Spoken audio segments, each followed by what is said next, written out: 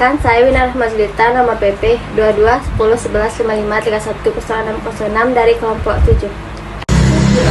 Perkenalkan, nama saya Intan Permatasari dari kelompok 7 dengan BP 221011553101.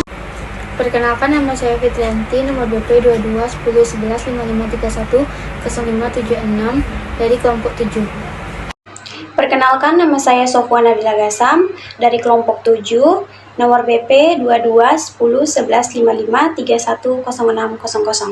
Itu sih kalau strategi marketing lebih ke media sosial sekarang yang sedang kita tingkatkan. Terus juga ada kerjasama dengan mengadakan event-event ataupun dengan komunitas-komunitas.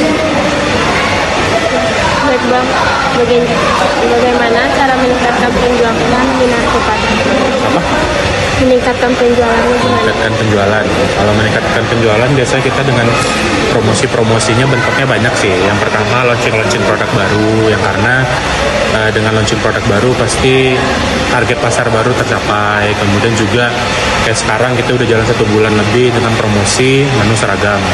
Jadi setiap siapapun customer yang datang pada jam yang kita tentukan dengan menggunakan seragam dapat harga promo, dapat free TS juga dari mana. Jadi ya selama ini untuk meningkatkan penjualan biasa kita selalu bikin promosi-promosi atau promo-promo yang memang ada terus gitu tiap bulannya ataupun tiap harinya.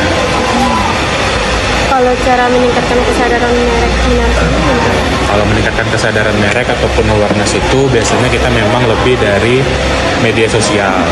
Yang udah kita jalanin yang sepanjang jauh ini, media sosial itu bikin konten ya collab konten sama misalnya kayak info sumbar ataupun influencer yang memang kita rasa belum jadi pasar kita sekarang, jadi kita cari yang untuk bisa mengembangkan pasar itu. Jadi awareness-nya ataupun kesadaran merek terhadap brand narko lebih lebar lagi dari yang mungkin sebelumnya cuma anak-anak Unan yang tahu. Terus kita collab nih sama teman-teman misalnya dari UPI, akhirnya anak-anak UPI tahu nih bahwa di sini ada Minarko.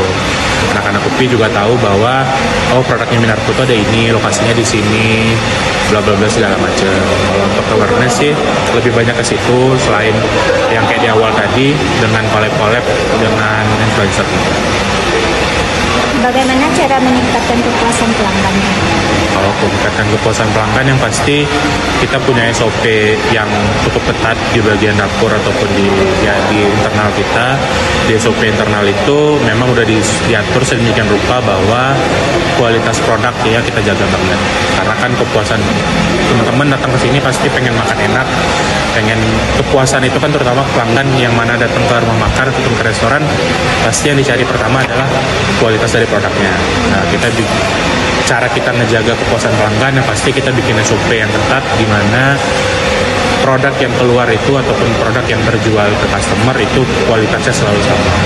Yang kedua, kita juga sesekali nyebar kuesioner ataupun nanya kepada pelanggan itu sendiri. Misalnya nanti pada momen tertentu kita bikin kuesioner online atau apa yang memang menanyakan dari pengalaman customer yang datang ke sini seperti apa yang dirasakan, apa yang kurang dan lain-lain. Kemudian juga ada dari fitur GoFood, itu kan biasanya teman-teman kalau pesan Gojek atau GoFood itu kan bisa ada komen. Nah, kita selalu ngecek di situ kepuasan pelanggan seperti apa. Kita juga dapat rating yang alhamdulillah selalu baik. Jadi ya kalaupun ada kesalahan kita bisa nilai dari situ. Selanjutnya Bang, bagaimana cara menghadapi pesaing? Kalau untuk menghadapi pesaing sih sebenarnya kita lebih menjual fokus pada diri sendiri. Maksudnya ada fokus pada diri sendiri. Kita sadar tiap brand itu punya unique selling point-nya masing-masing, punya USP-nya masing-masing. Nah, tiap USP itu ya teman-teman datang ke sini dibandingkan datang kepada yang ngejual produk yang sama di tempat lain pasti ada alasannya. Nah, alasan yang unik yang teman-teman cari di sinilah yang coba kita pertahankan terus. Contoh misalnya rasanya mungkin yang teman-teman rasain di Minarko nggak teman-teman temuin di yang jual mie di tempat lain misalnya. Itu yang kita terus konsistenkan. Terus misalnya unique selling point kenapa orang seneng ke sini, misalnya contoh, oh ternyata di sini tiap malam minggu ataupun tiap malam Selasa ada hiburan, misalnya ada akustikan, ada karaokean, oh berarti dia seneng nih dari itu. Ya kita sih lebih fokus ke situ, bukan mencari apa yang kurang dari pesaing, tapi kita fokus ngembangin apa yang udah unik, apa yang selama ini bikin orang-orang datang ke kita, itu yang terus kita tingkatin. Baik Bang, hanya itu pertanyaan dari kami. Terima kasih atas waktunya. Sebelumnya kami boleh minta dokumentasi Bang? Kita